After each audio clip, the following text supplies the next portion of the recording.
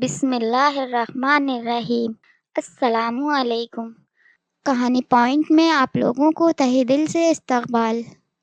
وہ لاؤنج میں صفائی کر رہی تھی جبکہ باقی سارے لوگ لاؤنج میں بیٹھے ٹی وی دیکھ رہے تھے۔ اچانک ایک خبر چلی جسے سن کر سب ایک دم پریشان ہو گئے۔ سب کے رونگٹے کھڑے ہو گئے۔ ان کے گھر کے قریب ہی بنے ایک چھوٹے سے پارک جس کے قریب ایک درخت تھا، وہاں پولیس کو ایک لڑکی کی کٹی پھٹی لاش ملی۔ یہ سنتے ہی اس نے صفائی کرنا چھوڑ دی اور ٹی وی کی طرف متوجہ ہو گئی۔ اچانک اس کا دل خوف سے بھر گیا۔ کچھ دنوں سے اسے نہ جانے کیوں عجیب سے خواب آ رہے تھے۔ وہ خود کو اسی درخت کے قریب کھڑا ہوا پاتی۔ آج یہ خبر سن کر اس کے ہوش اڑ گئے، جبکہ گھر کے باقی افراد بیٹھے اسی لڑکی کی ذات پر تبصرہ کر رہے تھے کہ نہ جانے کون ہوگی، کہاں سے آئی ہوگی، اس کے گھر والوں کا کیا ہوا ہوگا، جبکہ وہ گم سم بیٹھی اپنے خوابوں کے بارے میں سوچنے لگی۔ ایک دم اس کے دل میں ایک خیال آیا، کہیں اس کے ساتھ بھی اس لڑکی کے جیسا حال نہ ہو۔ اینکر مزید بول رہی تھی، پولیس نے تفتیش کی ہے لیکن ابھی تک پتہ نہیں چل پایا کہ لڑکی کا قاتل کون ہے، لیکن لڑکی کے گھر والوں کا پتہ چل گیا ہے۔ لڑکی کے چہرے پر بے حد نشانات تھے جس کی وجہ سے اس کے چہرے کو پہچاننا مشکل ہو گیا تھا، لیکن اس کے ہاتھوں میں پہنی انگوٹھی سے لڑکی کے شوہر نے اسے پہچان لیا۔ اس خبر نے نہ صرف سارا کے دل میں بلکہ سب کے دل میں ہی خوف پیدا کر دیا تھا۔ پورا محلہ اس خوف کے زیر اثر آیا ہوا تھا۔ جیسے ہی خبر ختم ہوئی، چچی کی نظر سارا پر پڑی اور وہ شروع ہو گئی، تم کیا یہاں پر بیٹھ گئی ہو؟ تمہیں میں نے کہا بھی تھا صفائی کرو، تمہیں تو آرام کا موقع چاہیے بس، حرام خور کہیں کی۔ چچی کی بات سن کر وہ ایک دم اٹھی۔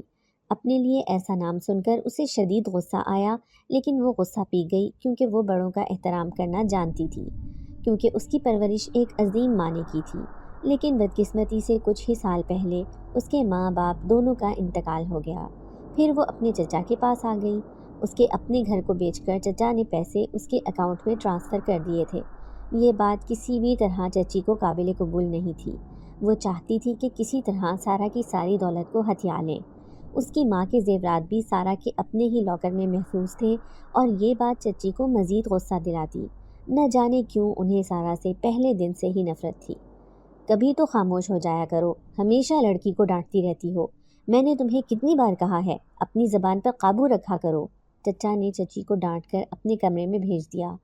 سارا بھی سر جھکا کر اپنے کمرے میں آ گئی، جبکہ اس کا دھیان آج چچی کی طرف نہیں بلکہ اس خبر کی طرف تھا۔ کافی دیر سوچنے کے بعد اور دن بھر کام کرنے کی وجہ سے اسے نیند آ گئی۔ آدھی رات کا وقت تھا، دو دوست گاڑی میں بیٹھے تھے۔ اچانک اسی درخت کے قریب انہیں ایک لڑکی دکھائی دی۔ آج کی خبر سے وہ دونوں انجان تھے، اس وجہ سے اس لڑکی کو دیکھ کر انہوں نے گاڑی روک لی۔ لڑکی بے حد خوبصورت تھی، جس نے سفید رنگ کا ماڈرن لباس پہن رکھا تھا۔ اس کے لمبے سیاہ بال اس کی کمر پر جھول رہے تھے۔ دونوں اس لڑکی کو دیکھ کر مبہوت رہ گئے۔ وہ دونوں ہی بہت حسن پرست تھے اور عیاش آدمی تھے۔ وہ لڑکی مسکراتی ہوئی ان کے پاس آئی اور کہنے لگی، آج میں آفس سے بہت لیٹ ہو گئی ہوں، جس کی وجہ سے مجھے کوئی بھی گاڑی نہیں ملی۔ میں نے اپنے گھر پیدل جانے کا سوچا ہے اور چل پڑی، لیکن کافی چلنے کے بعد بھی میں اپنی منزل پر نہیں پہنچ پائی۔ میں کافی تھک چکی ہوں، کیا تم لوگ مجھے میرے گھر پر چھوڑ سکتے ہو؟ میں تم لوگوں کی بہت شکر گزار ہوں گی۔ اس لڑکی کی طرح اس کی آواز بھی بہت خوبصورت تھی۔ دونوں نے فوراً اسے چھوڑنے کی حامی بھر لی۔ وہ لڑکی ایک نزاکت سے گاڑی میں بیٹھ گئی اور انہیں راستہ سمجھانے لگی۔ اس راستے پر وہ دونوں پہلے کبھی بھی نہیں گئے تھے۔ گاڑی دوبارہ سے چلنا شروع ہو گئی۔ تم کون ہو؟ ان میں سے ایک دوست نے پوچھا۔ میں ایک بدروح ہوں، اس لڑکی نے آواز موٹی کر کے کہا۔ اوہ، میں تو ڈر گیا، خدا کے لیے مجھے مت مارنا، مجھے کچھ نہ کہنا، میں اپنے ماں باپ کا ایک اکلوتا بیٹا ہوں، میرے پیچھے ان کا کیا ہوگا؟ ان میں سے ایک دوست ڈرامہ کرنے لگا۔ اسے دیکھ کر اچانک لڑکی کی آنکھوں کا رنگ بدلا۔ اس کے چہرے پر ایک بے حد مکروہ مسکراہٹ آ گئی جسے اس نے فوراً چھپا لیا۔ دوسرا دوست اپنے دوست کی حرکتوں پر ہنسنے لگا۔ بدروح اس قدر خوبصورت نہیں ہوتی، دوسرے دوست نے اس لڑکی کو اوپر سے نیچے دیکھ کر کہا۔ کیا پتا میں نے روپ بدلا ہو؟ اس بار اس کا لہجہ بہت پراسرار تھا۔ اس کی بات سن کر دونوں دوست چند لمحے کے لیے خاموش ہو گئے اور پھر زور زور سے ہنسنے لگے۔ اگر تم اس وقت ہمیں ڈرانے کی کوشش کر رہی ہو تو تم ناکام ہو گئی ہو، کیونکہ ہمیں ایسی چیزوں پر نہ تو یقین ہے اور نہ ہی ہم ایسی چیزوں سے ڈرتے ہیں۔ یہ کہہ کر وہ دوبارہ ہنسنے لگے۔ تمہارا گھر کتنا دور ہے؟ بس تھوڑا اور دور۔ وہ تقریباً جنگل میں داخل ہو چکے تھے۔ سامنے ہی انہیں ایک بے حد خوبصورت گھر بنا دکھائی دیا۔ تم نے اس جنگل میں کیوں گھر بنایا ہے؟ علی نے اس سے پوچھا۔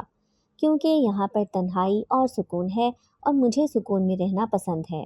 تمہارے ساتھ اور کون رہتا ہے؟ علی نے اس سے کہا۔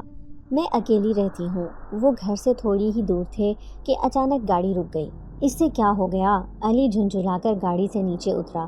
اس نے جب بونٹ اٹھا کر دیکھا، گاڑی کا سارا انجن تباہ ہو چکا تھا، جسے دیکھ کر اس نے سر پکڑ لیا۔ کیا ہوا؟ وہ لڑکی فکر مندی سے بولی۔ میری گاڑی خراب ہو گئی ہے، اب ہم واپس کیسے جائیں گے؟ فکر کی ضرورت نہیں ہے، آج کی رات تم میرے گھر میں ہی گزار لو، صبح ہوتے ہی تم دونوں یہاں سے چلے جانا، اس لڑکی نے پیشکش کی۔ دونوں کے پاس اس کے علاوہ اور کوئی راستہ نہیں تھا۔ دونوں اس کی بات پر رضامند ہو گئے اور اس کے گھر میں داخل ہو گئے۔ گھر اندر سے بھی بے حد خوبصورت تھا، لیکن ایک عجیب سی بے چینی اور پراسراریت پھیلی ہوئی تھی۔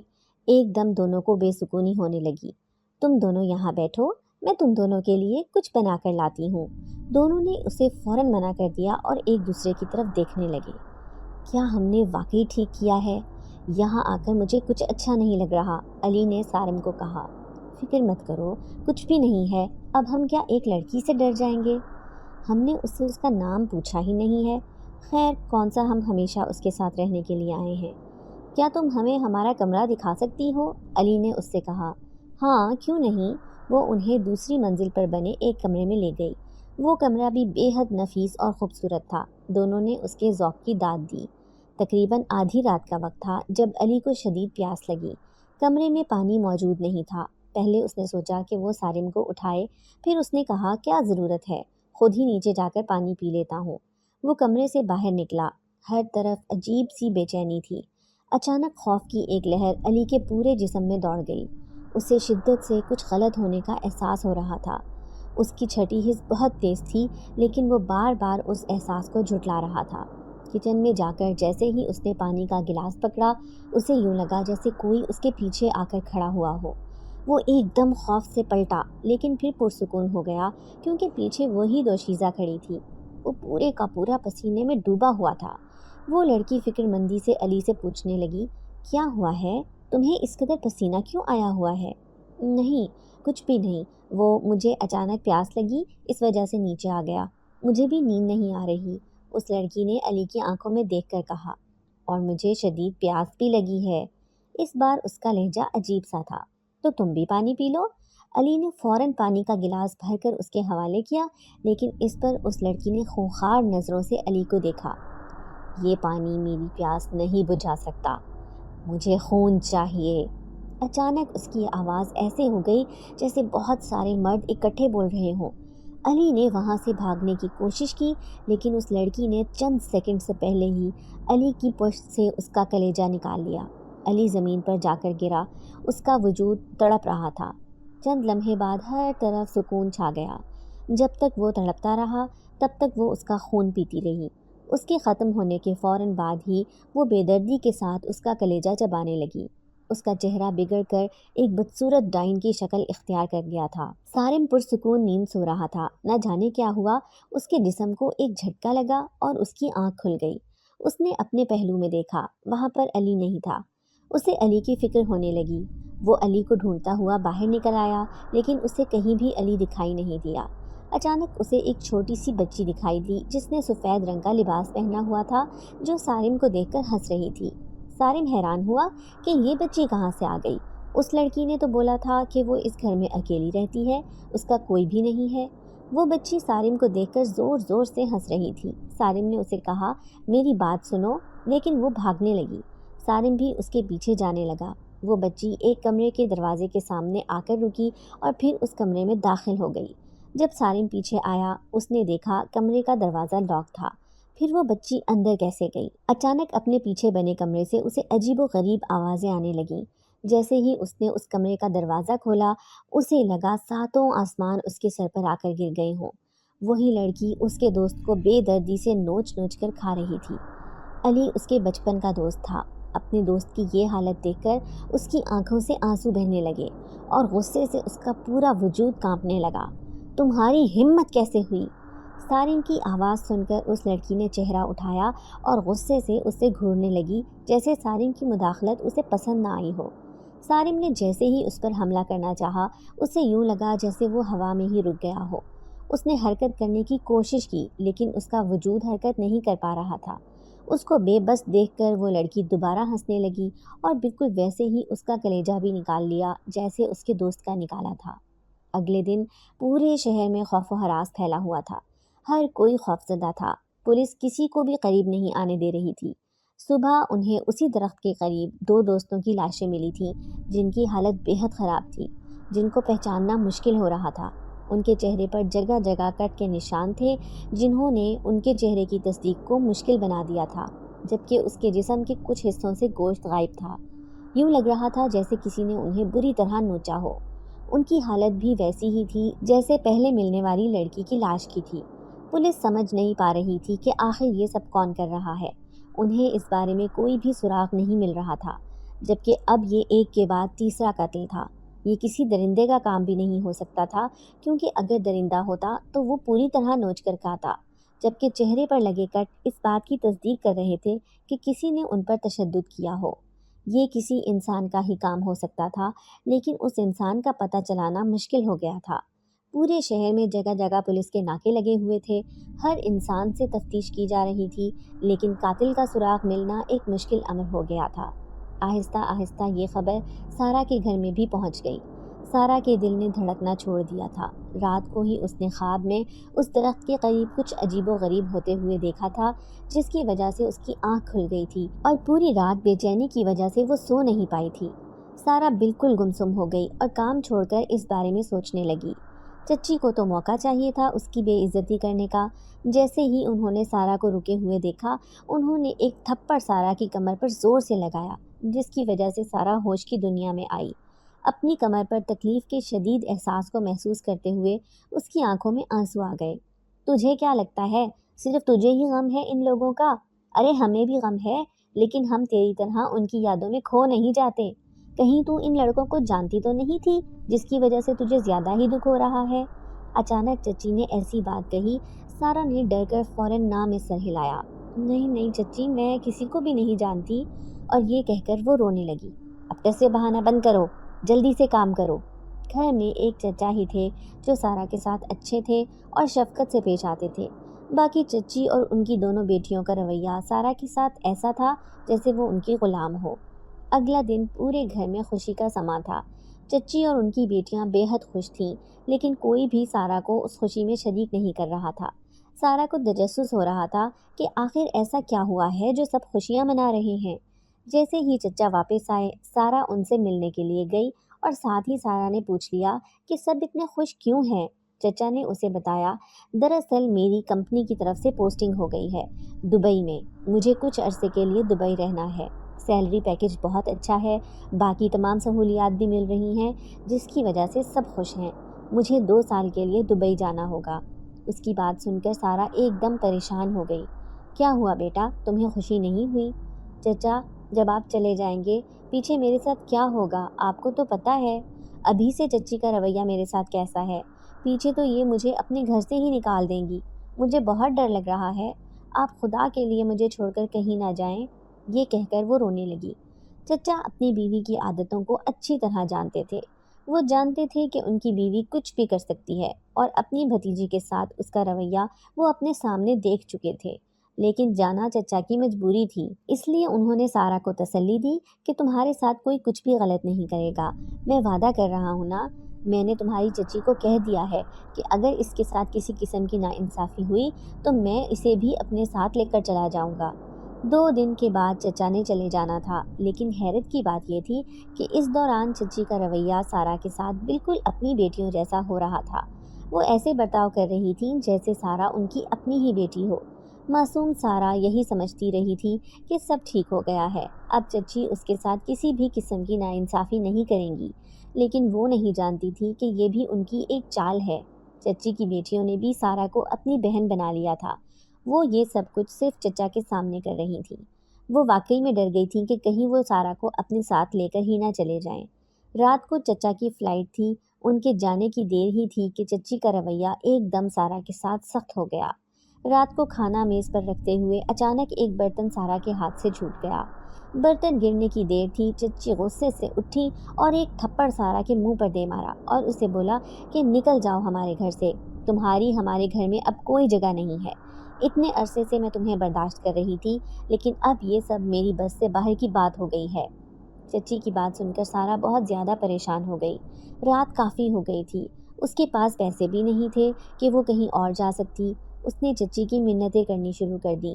خدا کے لیے چچی ایسا مت کریں، مجھ پر رحم کریں، صرف آج کی رات مجھے اپنے گھر میں رکنے کی اجازت دے دیں، صبح ہوتے ہی میں خود یہاں سے نکل جاؤں گی، میں خالہ کے گھر چلی جاؤں گی یا انہیں بلا لوں گی کہ وہ مجھے یہاں سے لے جائیں۔ یہ سن کر چچی مزید تپش میں آ گئی۔ تو کیا سب کے سامنے ہماری بے عزتی کروانا چاہتی ہے؟ انہوں نے سارا کا ہاتھ پکڑا اور اسے اپنے گھر سے باہر نکال دیا۔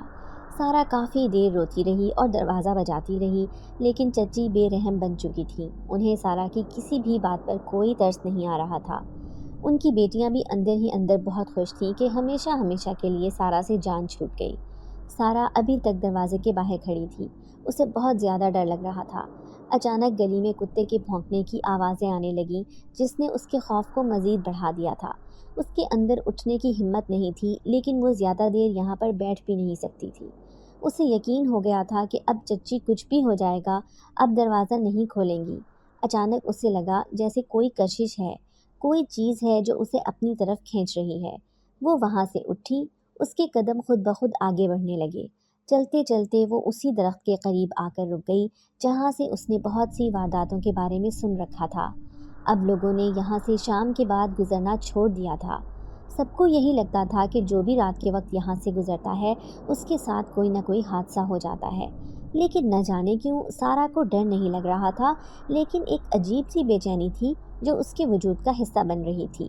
اسے غلط ہونے کا احساس ہو رہا تھا، لیکن اس کا دل خوف سے خالی تھا۔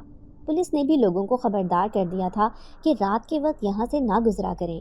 ایک دو بار پولیس نے یہاں رات رک کر دیکھا، لیکن اس رات کوئی بھی حادثہ پیش نہ آیا۔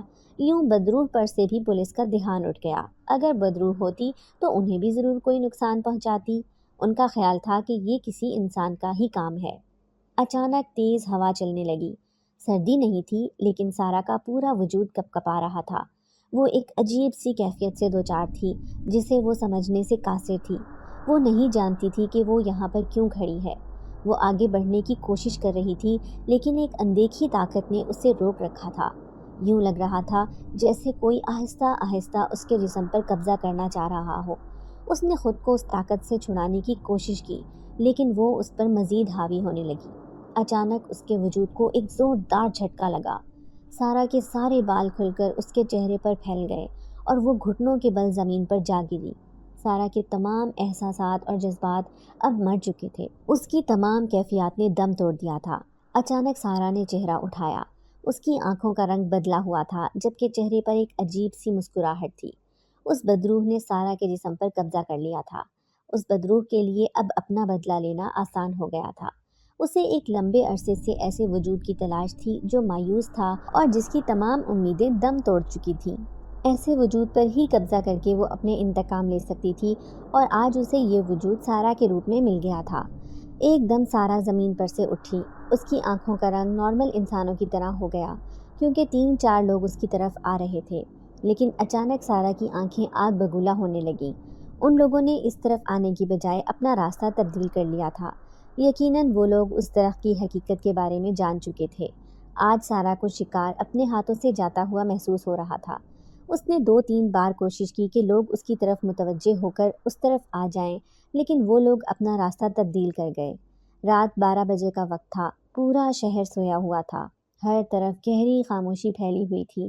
چند گھروں کے چند ہی کمرے روشن تھے۔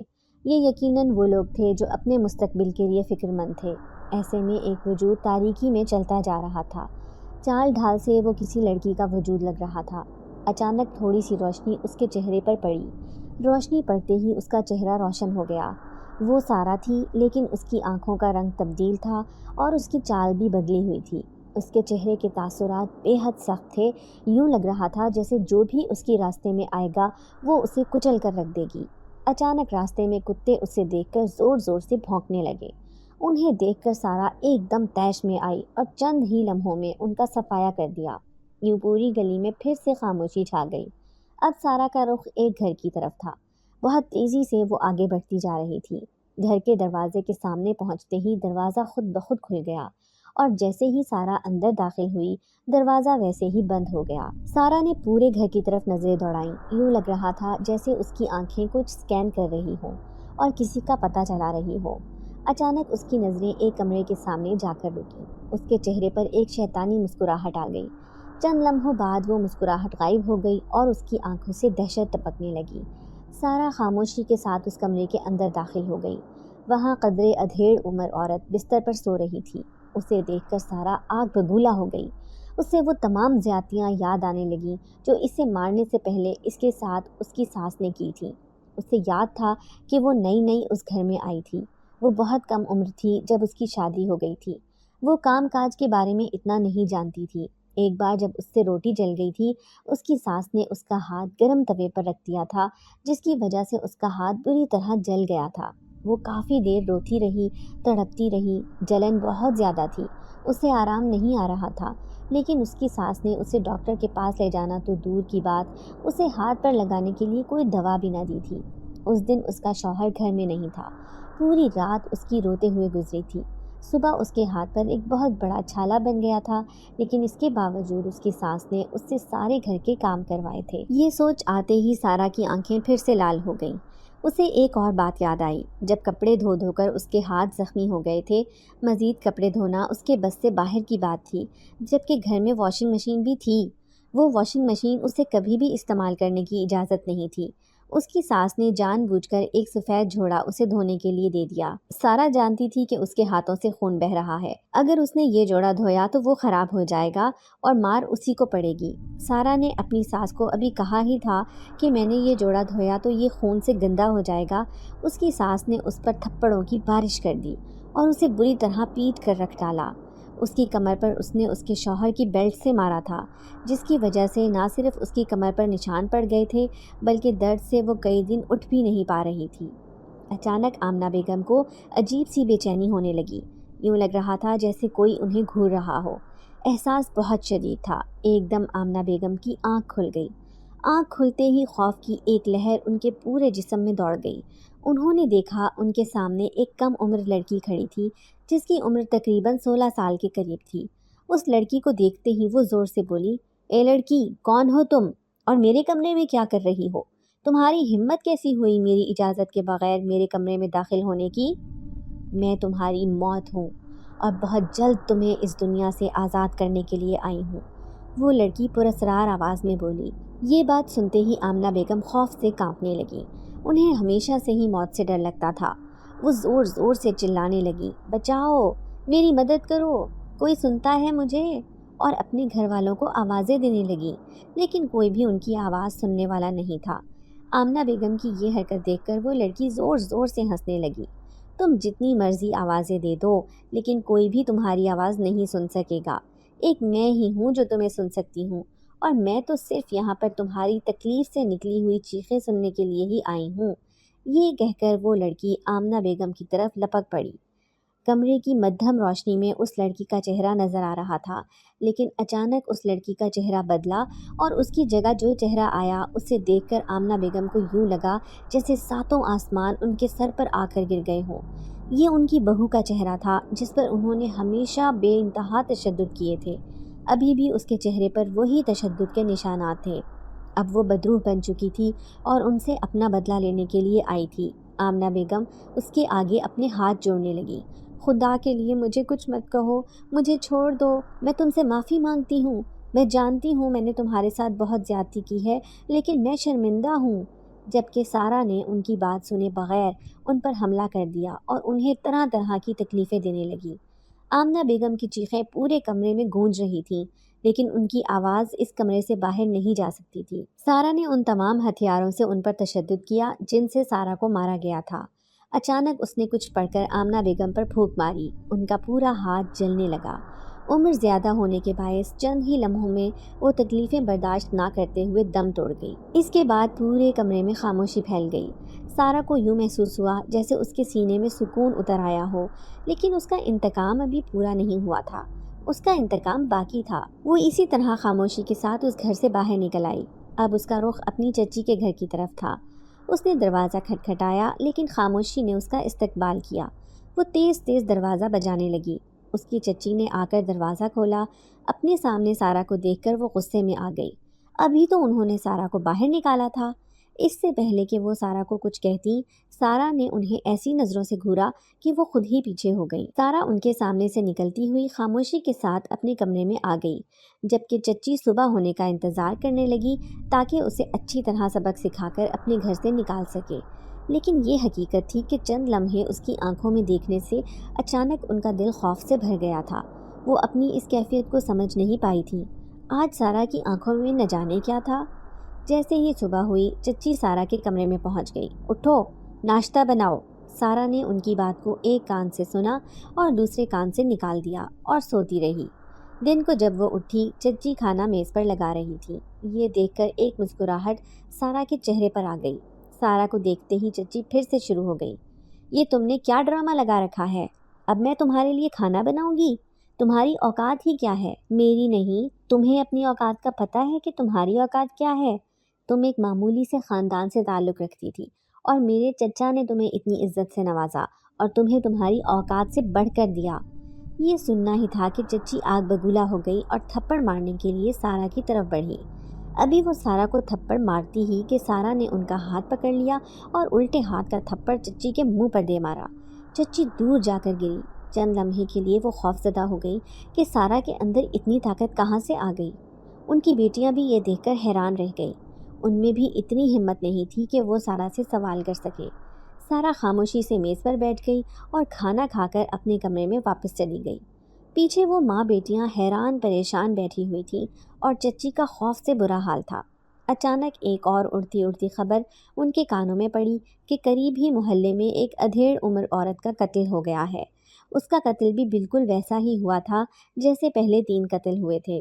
اس کے چہرے پر بھی کٹ کے نشانات تھے، لیکن قتل چونکہ گھر میں ہوا تھا، اس وجہ سے وہ سب جانتے تھے کہ یہ ان کی ماں ہی ہے۔ اب یہ چوتھا قتل تھا۔ پولیس بھی پریشان ہو چکی تھی۔ وہ پتہ لگانے کی کوشش کر رہی تھی، لیکن کوئی بھی سراغ نہیں مل رہا تھا۔ لوگوں میں خوف مزید پھیل چکا تھا۔ پہلے وہ اپنے گھر کے باہر غیر محفوظ تھے، اب وہ اپنے گھروں میں بھی محفوظ نہ رہے تھے۔ رات کو چچی اپنے کمرے میں آرام کر رہی تھی، لیکن آج وہ سو نہیں پا رہی تھی۔ اسے عجیب سا ڈر محسوس ہو رہا تھا۔ اس کے دماغ میں بار بار دن کا واقعہ آ رہا تھا جب سارا نے ان کے چہرے پر تھپڑ مارا تھا۔ اس کے تھپڑ میں اس قدر طاقت تھی، یوں معلوم ہوتا تھا جیسے اسے یہ تھپڑ سارا نے نہیں بلکہ کسی اور نے مارا ہو۔ اچانک چچی کے دروازے پر دستک ہوئی۔ چچی گھبرا گئی اور حیران بھی ہوئی کہ اس وقت کون آ گیا ہے، لیکن جیسے ہی انہوں نے دروازہ کھولا وہاں پر کوئی بھی نہیں تھا۔ انہیں کچن سے آوازیں آ رہی تھیں۔ انہوں نے سمجھا شاید ان کی اپنی بیٹی ہوگی، کیونکہ ان کی بیٹی تارا کو اکثر رات میں بھوک لگ جاتی تھی۔ وہ بھوکی بہت کچی تھی، لیکن جیسے ہی انہوں نے کچن میں جا کر دیکھا، اندر کا منظر دیکھ کر ان کی اوپر کی سانس اوپر اور نیچے کی نیچے رہ گئی، کیونکہ سامنے ہی شیلف پر سارا چڑھ کر بیٹھی ہوئی تھی۔ اس کے ہاتھ میں کچا گوشت تھا جسے وہ نوچ نوچ کر کھا رہی تھی۔ اچانک اس کی نظر چچی پر پڑی۔ چچی کو دیکھ کر وہ پراسرار انداز میں مسکرائی اور آنکھوں سے چچی کو اشارہ کرنے لگی، یعنی اگلی باری تمہاری ہے۔ چچی نے وہاں سے بھاگنے کی کوشش کی، لیکن وہ چل نہیں پا رہی تھی۔ اس کے قدم وہیں پر رک چکے تھے۔ وہ چلا بھی نہیں پا رہی تھی۔ یوں لگ رہا تھا جیسے اس کی آواز گلے میں ہی پھنس گئی ہو اور اس کے وجود پر کسی اور نے قبضہ کر لیا ہو۔ تمہاری ہمت کیسے ہوئی تھی مجھ پر ہاتھ اٹھانے کی؟ اچانک سارا بولی۔ وہ اس کی آواز نہیں تھی، بلکہ یوں لگ رہا تھا جیسے بہت سارے مرد اور خواتین اکٹھے بول رہے ہوں۔ مجھے معاف کر دو، مجھ سے غلطی ہو گئی۔ چچی گڑ گڑانے لگی اور منتیں کرنے لگی۔ میری طرف غلطی کی سزا ہوتی ہے، معافی نہیں۔ اچانک لائٹ بند ہو گئی۔ چچی کو یوں محسوس ہوا جیسے ان کے پیچھے کوئی آ کر کھڑا ہوا ہو۔ اچانک چچی کی آنکھیں کھلی کی کھلی رہ گئیں۔ اس کا کلیجہ پیچھے سے کسی نے نکال لیا تھا۔ اس کے بعد وہ چچی کے چہرے پر کٹ لگانے لگی اور اس کے جسم کو نوچنے لگی جیسے کہ وہ پہلے لوگوں کے ساتھ کرتی آ رہی تھی۔ صبح جب چچی کی بیٹیوں کی آنکھ کھلی اور وہ کچن میں گئیں تو اندر کا منظر دیکھ کر وہ زور زور سے چیخنے چلانے لگیں۔ ان کی ماں کو بھی کسی نے بے دردی کے ساتھ قتل کر دیا تھا۔ تھوڑی ہی دیر میں پولیس وہاں پر پہنچ چکی تھی۔ پورے شہر میں یہ خبر جنگل کی آگ کی طرح پھیل گئی تھی اور وہاں پر تفتیش کرنے لگی۔ تفتیش کرنے پر معلوم ہوا کہ چچی کی 2 بیٹیاں اور بھانجی ہے جن کے ساتھ وہ اس گھر میں رہتی ہے۔ ان کا شوہر کچھ دن پہلے ہی ملک سے باہر گیا ہے۔ ڈی ایس پی ذیشان سارا سے تفتیش کرنے لگا کیونکہ وہ گھر کا ایسا فرد تھی جو باہر سے آ کر رہ رہی تھی، لیکن اس کی معصوم شکل دیکھ کر اسے تفتیش کرنا فضول لگا کیونکہ وہ تو ایک چھوٹی سی بچی تھی، وہ کیسے اپنی چچی کو قتل کر سکتی تھی۔ اس کے چہرے پر چھائی معصومیت نے اس پر سے ہر طرح کے شک کو ہٹا دیا۔ اگلی رات وہ پھر خاموشی سے اپنی سسرال کی طرف چل پڑی۔ آج اس کا رخ اپنی نند کے کمرے کی طرف تھا جو ہمیشہ ہی اس کی بے عزتی کیا کرتی تھی۔ اس کا رویہ سارا کے ساتھ ایسے ہوتا جیسے وہ اس کی نوکرانی ہو۔ جیسے ہی اس کی نند کی آنکھ کھلی اس نے اپنے سامنے اپنی بھابھی کو دیکھا۔ اسے یوں لگا جیسے اس کی سانسیں رک گئی ہوں۔ اس کی بھابھی کے چہرے پر ایک عجیب سی مسکراہٹ تھی اور وہ اپنی نند پر جھکی ہوئی تھی۔ چند لمحوں کا یہ کھیل تھا۔ اس نے اپنی نند کی سانسیں روک دی اور اسے ہمیشہ کے لیے ختم کر دیا۔ پولیس بہت زیادہ پریشان ہو چکی تھی۔ کہیں سے بھی قاتل کا سراغ نہیں مل رہا تھا جبکہ قتل مسلسل ہوتے جا رہے تھے۔ چچی کے انتقال کو 1 ہفتہ گزر چکا تھا۔ گھر میں ہر طرف سوگ کا سما تھا۔ ان دونوں بہنوں نے سارا کو کام کہنا چھوڑ دیا تھا۔ چچی کی دونوں بیٹیاں اپنے کمرے میں پرسکون نیند سو رہی تھیں جب اچانک ایک کی آنکھ کھل گئی۔ اس کو شدید بھوک لگنے لگی تھی۔ وہ بھوک کی بے حد کچی تھی تو اس سے بھوک برداشت نہیں ہو رہی تھی۔ اس نے کچن میں جا کر کچھ کھانے کا سوچا اور اپنی بہن کو بتائے بغیر ہی باہر نکل آئی۔ وہ بہن کی ہدایت کو بالکل بھلا چکی تھی۔ بہن نے اسے ہدایت کی تھی کہ اگر تم رات کو اٹھو تو مجھے بتا کر باہر جایا کرو تاکہ مجھے پتہ رہے کہ تم کہاں پر گئی ہو۔ ہم اب اپنے گھر پر بھی محفوظ نہیں رہے۔ جب تک ابا واپس نہیں آتے ہمیں احتیاط کرنی ہوگی۔ تب تو اس نے اس کی بات مان لی تھی لیکن بھوک شدید تھی جسے برداشت کرنا اس کے بس سے باہر کی بات تھی۔ کھانا کھانے کے بعد جیسے ہی وہ کچن سے باہر نکلی اسے ایک بلی کے چلانے کی آواز آئی جو درد سے چلا رہی تھی۔ اسے ہمیشہ سے ہی جانوروں سے بہت پیار تھا۔ بلی کی آواز سن کر وہ تڑپ اٹھی۔ جیسے ہی وہ باہر گئی باہر کا منظر دیکھ کر اس کی روح کانپ گئی۔ اس کی کزن سارا اس بلی کو نوچ نوچ کر کھا رہی تھی جبکہ وہ بلی ابھی زندہ تھی اور درد سے تڑپ رہی تھی۔ اچانک سارا کی نظر اس پر پڑی۔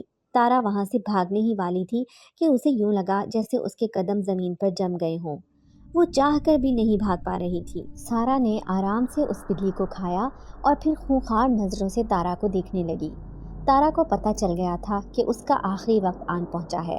وہ خوف سے کانپنے لگی اور سارا سے معافیاں مانگنے لگی۔ میں کسی کو بھی نہیں بتاؤں گی کہ میں نے کیا دیکھا ہے، خدا کے لیے مجھے معاف کر دو، مجھے کچھ نہ کہو۔ جبکہ اس کی بات سن کر سارا آگے سے مسکرانے لگی اور کہنے لگی، میں ہاتھ آئے شکار کو اتنی آسانی سے نہیں جانے دیتی۔ اتنے عرصے بعد تو شکار خود چل کر شکاری کے پاس آیا ہے، تمہیں کیا لگتا ہے کہ میں تمہیں چھوڑ دوں گی؟ اچانک لائٹ چلی گئی۔ تارا کو لگا جیسے اس کے پیچھے کوئی آ کر کھڑا ہوا ہے۔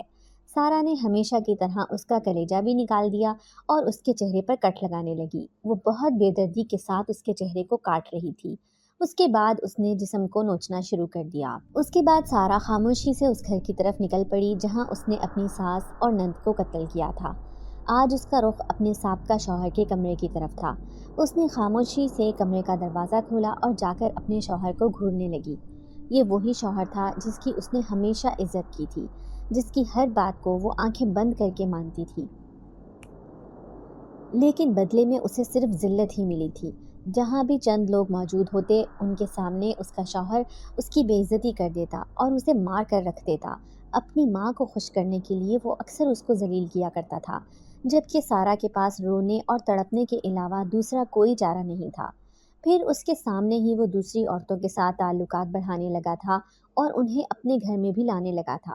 سارا کو دیکھ کر بہت تکلیف ہوتی لیکن وہ اگر اس سے کچھ کہتی تو آگے سے اسے ہی مار پڑتی۔ اس کے شوہر کو سوتے ہوئے اچانک شدید پیاس لگی۔ وہ پانی پینے کے لیے اٹھا لیکن اپنے سامنے ایک خوبصورت نوجوان لڑکی کو دیکھ کر حیران رہ گیا۔ پھر اس نے دروازے کی طرف دیکھا، اس کا کمرہ تو اندر سے لاک تھا، پھر یہ لڑکی کہاں سے آئی تھی؟ یہ سوچ آتے ہی اچانک اس کا دل خوف سے بھر گیا۔